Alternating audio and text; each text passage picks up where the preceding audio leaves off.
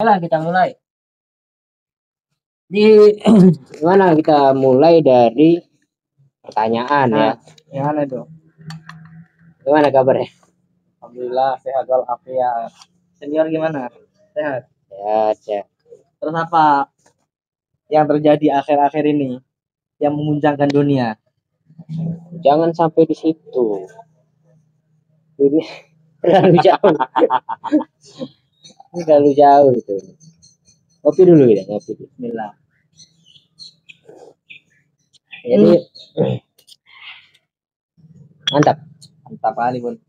Jadi banyak hal sebenarnya yang ingin kita bicarakan, tapi nggak usah terlalu fokus dengan apa yang akan menjadi tema pertemuan ini. Berarti bisa melebar, bisa menyempit. Kemana aja? Kemana aja? Jalan-jalan kita.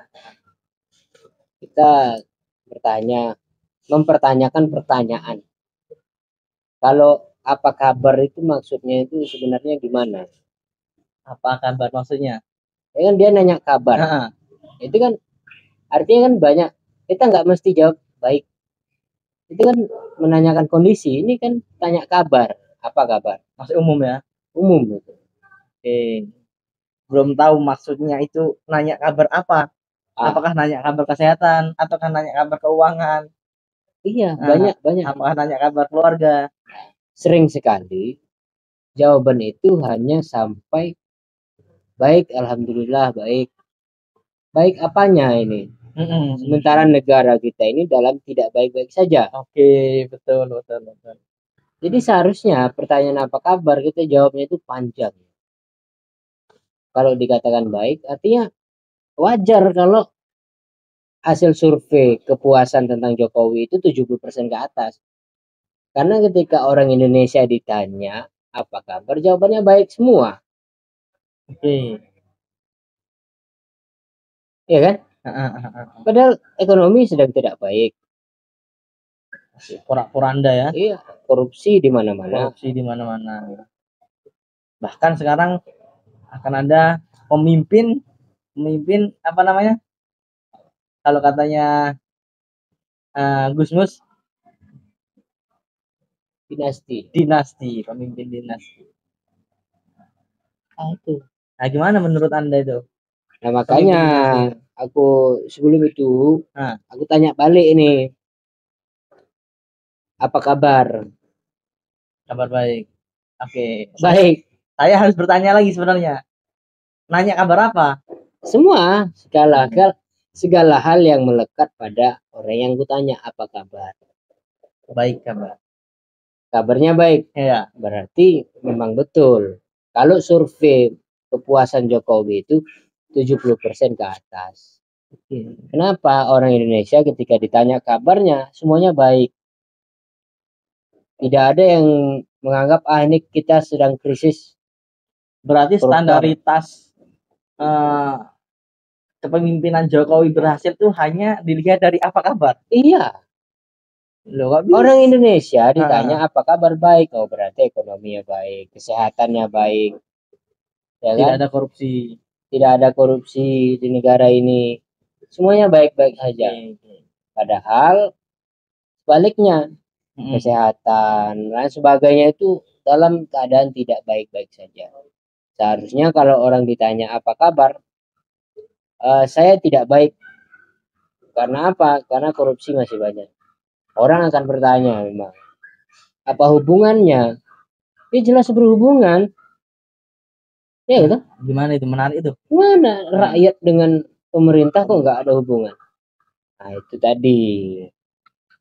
Apa hubungannya kalau misalnya ada pencuri ikan di perbatasan Indonesia, misalnya di Pulau Tuna, di pulau apa namanya itu? Tuna. Tuna tupuli. Ikan tuna itu yang di itu. Apa hubungannya dengan kita? Ya jelas ada hubungan. Oke. Ya kan? Merugikan perikanan kita ya. Mengancam dan sebagainya dan seterusnya, merugikan perikanan kita. Nah itu kan tidak ada dampaknya dengan kamu sebagai masyarakat awam atau masyarakat kecil. Ini orang-orang yang saya anggap itu tidak memiliki kemampuan menalar apa hubungan pemerintah dengan masyarakat, kan gitu. Kenapa begini? Pemerintah itu mereka kita suruh memerintah, digaji pakai uang pajak. Terus kalau kita ditanya kabar dan baik-baik saja, artinya pemerintahan dalam baik-baik saja. Padahal bertolak belakang. Tolak belakang. Oke. Oke, misalnya ada yang jawab, iya aku baik, aku kan sehat. Aku sehat katanya. Ya, kamu sehat, tapi bagaimana kesehatan di Indonesia? Kan gitu. Apa hubungannya? Kan sekarang tubuhku yang sehat dan sebagainya. Iya, kamu sehat di atas Penderitaan orang lain. Itu artinya tidak baik-baik saja. Jadi, begitu. Jadi aku tanya lagi, apa kabar? kurang baik. Kenapa? Kalau aku baik. Nah, yang kurang baik itu negara kita. Nah, berarti kayak gitu. Loh. Beda lagi nalar kita ini. Kau baik tapi negaranya tidak baik. Iya. Artinya kau tidak mau ngurus negara sebenarnya. Nggak open, nggak biasa aja. Kamu ngurus dirimu sendiri sebenarnya. Karena saya nggak ada wewenang untuk mengurusi negara. Bayar pajak, Iya. bukan ngurus negara. Tapi melihat kondisinya hari ini. Ya, seperti bayar pajak karena kita kewajiban selaku rakyat Indonesia kita penuhi. Iya. Nah, tetapi yang mengolah keuangan dan lain sebagainya itu kan pihak yang berwenang. Iya, yang berwenang itu kita berikan wewenang. Ya kan? Masa lepas gitu aja? Kalau dalam keadaan tidak baik-baik saja kan seharusnya kita terganggu. Kalau kita terganggu artinya kondisi kita juga tidak baik. Jadi bertolak belakang kalau antum baik tapi negara tidak baik. Bertolak belakang. Kalau antum baik dan negara baik, itu baru kondisinya baik. Oke. Artinya mulai sekarang kalau ditanya kabar, gimana kabarnya, ada keadaanku sedang tidak baik-baik saja. Kenapa begitu ya? Silahkan lihat negara kita, ekonominya, pertumbuhannya menurun, apa kesehatannya, pendidikannya berbayar, mahal bayarnya, lapangan pekerjaan, penganggur di mana-mana. Lebih banyak pengangguran daripada lapangan pekerjaan. Nah, itu artinya sedalam keadaan tidak baik-baik saja. Itu tadi. Ini muncul lagi orang dinasti-dinastian. Ini maksudnya apa dinasti-dinastian ini? Anda setuju nggak jika Gibran itu mau menjadi wakilnya Prabowo? Setuju tidak setuju itu jawabanku juga tidak menjadi perhitungan. Kan? Tapi kalau pendapat pribadi bukan tidak setuju, tapi juga cocok. Apa yang nggak mencocok? Yang nggak cocok itu apa? Karena apa? Sebab apa? Yang latar belakangnya apa? Bukan mereka itu tidak bisa klub, bisa. Tapi antara perbedaan Gibran sama Prabowo ini seperti langit dan bumi. Tapi kan di belakang Gibran ada Pak Jokowi nanti yang akan membantu. Ada Pak SBY, 2 presiden di belakang Gibran. Ya, nah, mungkin fungsinya apa? Nah, fungsinya mendorong Gibran, melindungi Gibran. Ya, jadi gini, posisi Gibran itu, dia itu kan seperti anak bayi yang belajar jalan. Kalau didorong dikit aja jatuh. Jadi nggak boleh didorong. Berarti dituntun. Dituntun bisa. Nah, masa wakil presiden dituntun? Dia harusnya jalan sendiri. Bisa berdiri di atas kakinya sendiri. Gini, aneh. Dia jadi bupati Solo, apa? Iya, Solo, wali kota Solo. Itu ketika bapaknya menjabat. Tidak normal. Tapi kan itu ada yang mengatakan itu kan coblosan.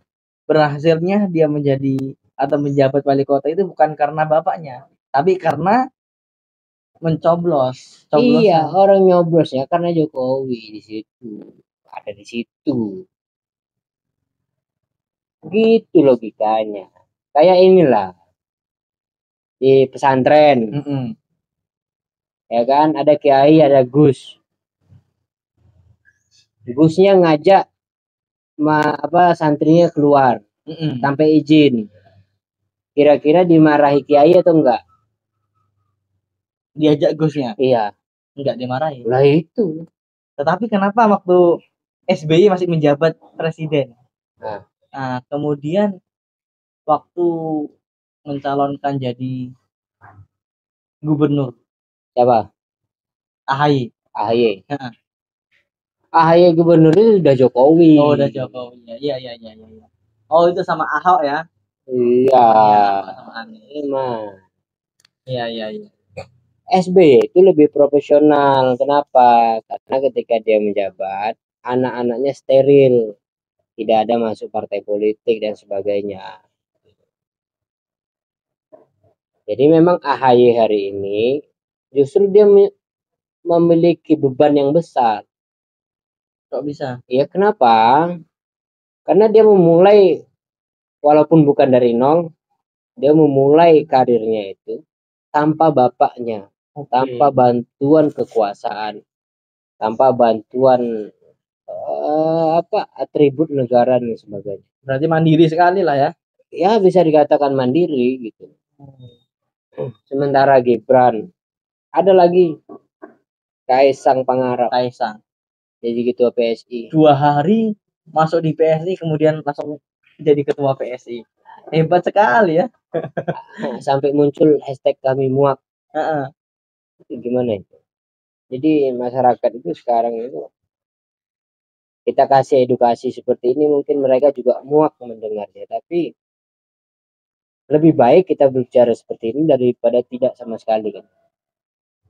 Orang muak ternyata melihat Kaisang menjadi itu wakil presiden Jadi ketua ketua partai PSI. itu tadi ketua partai. Tapi yang lebih tak heran itu gini. Nah, kalau Kaisang Gibran itu disokong sama bapaknya, sama Pak Jokowi, kok banyak orang-orang hebat yang mendukung Gibran. Nah, berarti kan seakan-akan ya nggak ada masalah. Gini, siapa orang hebat itu siapa? Iya, ketua Sebutkan. partai seperti Erlangga, Nah, Erick Thohir, kemudian Prof siapa? Ketua partai P P3, bukan P3, PKB, bukan PKB, Prof Yusril. PBB, Nah, kurang hebat apa itu? PBB. PBB. Partai kecil wajar nempel ke partai besar. Nah, Kekuasaan. yang ini apa namanya? Hubungannya pragmatik. SBY itu. SBY juga begitu. Karena dia sudah terlanjur keluar dari koalisi perubahan. Berarti sebenarnya Demokrat itu masih ingin kembali ke Partai Perubahan, ke Warna-warnanya bisa kita lihat. Bau-baunya itu bisa kita lihat. Pengen ke perubahan dan menyesal keluar itu. Kan gitu. Sekarang gini, kenapa banyak partai-partai besar, kemudian orang-orang besar mendukung Gibran untuk jadi presiden? Itu tampak di publik aja seperti itu. Sebenarnya mereka mau tidak mau sebenarnya memilih itu. Mau nggak mau mendukung keputusan yang sudah diputuskan. Masa iya dikritik, badan sendiri dikritik kan nggak mungkin, logikanya begitu. Ya udah kalau itu udah terjadi ya sudah gitu. ya. Nasi sudah jadi bubur. Lanjutkan, itu kan. Itu Kita lihat Fahri Hamzah itu. Ya, wah luar biasa ya, politis. Nah, tetapi sekarang kok bisa jatuh lari ke kubunya Jokowi. Nah, dulu dia menantang sekali Jokowi. Setiap apa yang diputuskan Jokowi, nah, dia nggak setuju. Nah sekarang loh, kok bisa lari ke Gibran? Aduh, dia dari Partai Gelora itu. Ya banyak keputusan ya. Fahri Hamzah itu pasti membaca begini. Prabowo Gibran itu sudah pasti tidak menang. Oke, tapi partainya menang. Oke. Kenapa? Di sisi lain orang sudah apalagi projo, orang pendukung Jokowi itu kan pindah semua ke Jokowi. Oh, PDIP enggak, PDIP hancur sekarang. Nah, bacaan dia tidak berharap sebenarnya Prabowo Gibran itu jadi. Tapi tidak mungkin juga dia masuk PDIP. Tapi dan nggak mungkin juga dia masuk ke Kubu Anies perubahan karena ada PKS di situ.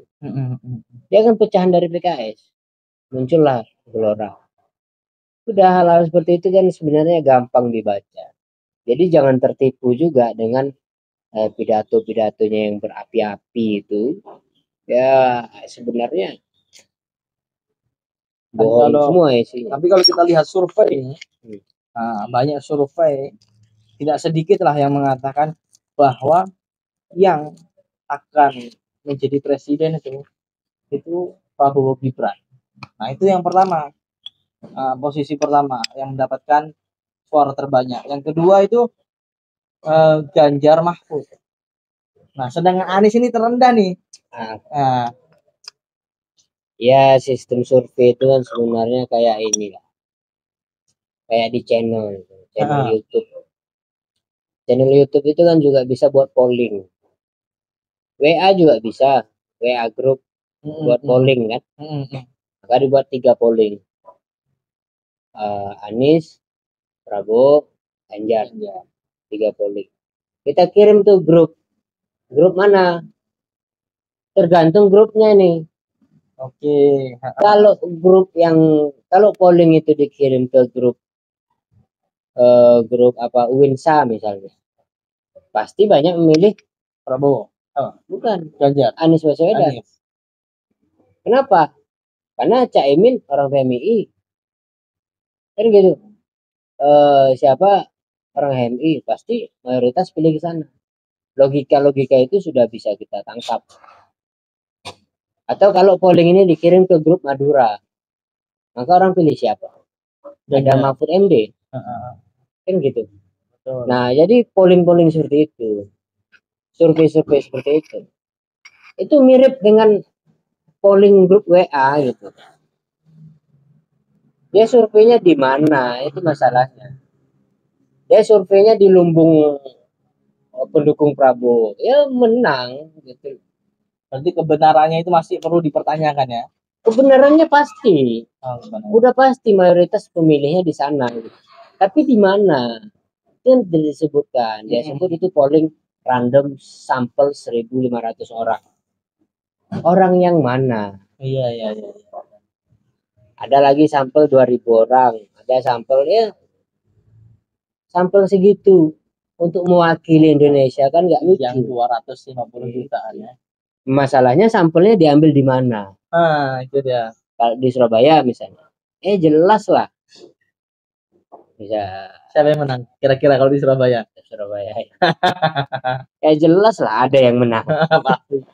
Soalnya pamflet di Surabaya ini lebih besar Ganjar, kalau nggak Ganjar Prabowo. Nah Anies itu nggak ada kecil. Yang besar disobek-sobek. Nah, jadi itu logika survei hari ini tuh.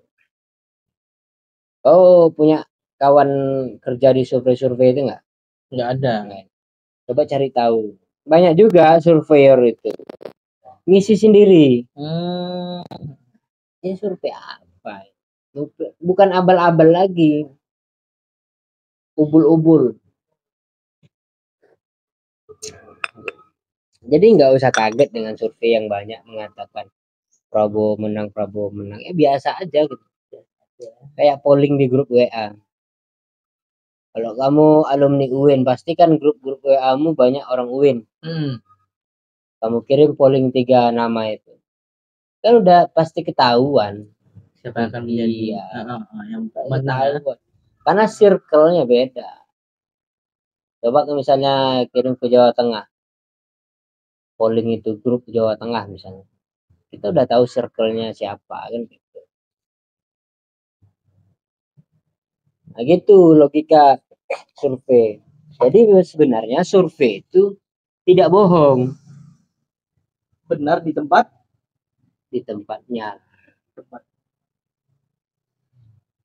Kalau ada survei itu cobalah berita survei, diklik dibaca. Nanti biasanya di paragraf kedua atau paragraf ketiga itu akan muncul bahwa survei ini dilakukan dari sampel 1.500 orang, 1.600 orang gitu. Mewakili Indonesia yang berjuta-juta. Metodenya random sampling random.